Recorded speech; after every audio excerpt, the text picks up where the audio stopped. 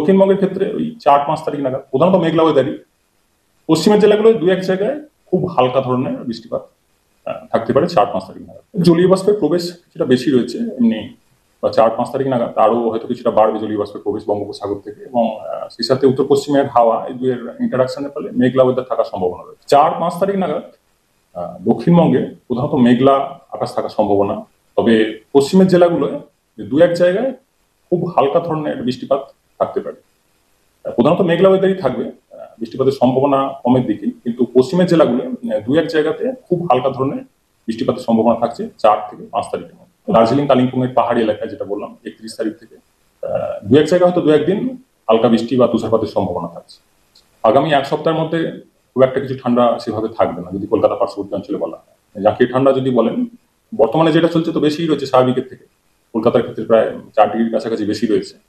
অন্যান্য জেলাগুলোতেও একই রকম, পশ্চিমের জেলাগুলোতেও 2-3 ডিগ্রি বেশি রয়েছে। তো এই চেঞ্জ কিছু হবে না আগামী 1 সপ্তাহে, বা 4-5 তারিখ নাগাদ হয়তো আরো আবার সামান্য একটু হয়তো 1 ডিগ্রির মতো বাড়তে পারে। তো ইমিডিয়েট কিছু ঠান্ডা সেভাবে জাঁকিয়ে পড়ার সম্ভাবনা নেই। দেখুন এই সংক্রান্ত আপডেটে কি বলেছে। বছরের শুরুতেই নিম্নচাপের ভ্রুকুটি, ফের নিম্নচাপের ভ্রুকুটি। বছরের শুরুতে ভিজতে চলেছে দক্ষিণবঙ্গ।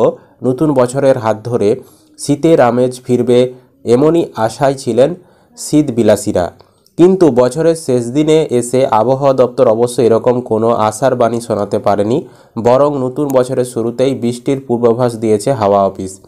রবিবার আলিপুর আবহাওয়া দপ্তর জানিয়েছে, দক্ষিণ পূর্ব আরব সাগরে যে নিম্নচাপ রয়েছে সেটি ক্রমশ শক্তিশালী হয়ে উঠছে।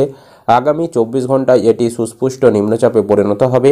এছাড়া বাংলাদেশ সংলগ্ন উত্তর পূর্ব বঙ্গোপসাগরে একটি ঘূর্ণাবর্ত রয়েছে, সঙ্গে পূবালি বাতাস ঢুকছে।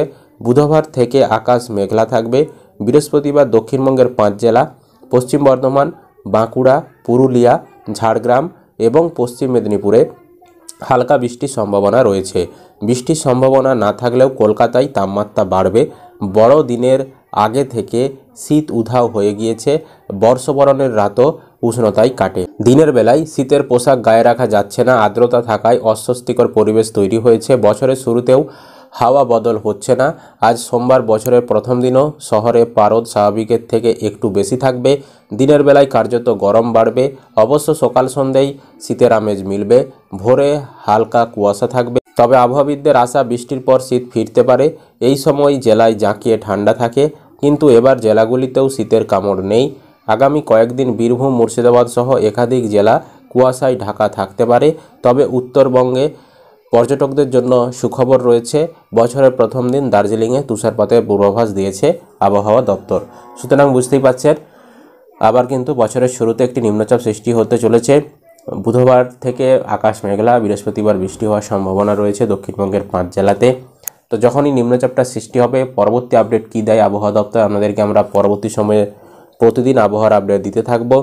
অবশ্যই আপনারা সতর্ক থাকবেন, বিশেষ করে যারা চাষিরা রয়েছেন। আপনাদের ওখানে বর্তমানে আবহাওয়া কেমন, কোন জেলা থেকে ভিডিওটি দেখছেন অবশ্যই কিন্তু কমেন্টে জানিয়ে দিবেন। ভিডিও ভালো লাগলে লাইক করবেন, ইউটিউব থেকে দেখলে চ্যানেলটা সাবস্ক্রাইব, আর যারা ফেসবুক থেকে দেখছেন পেজটি ফলো করতে ভুলবেন না।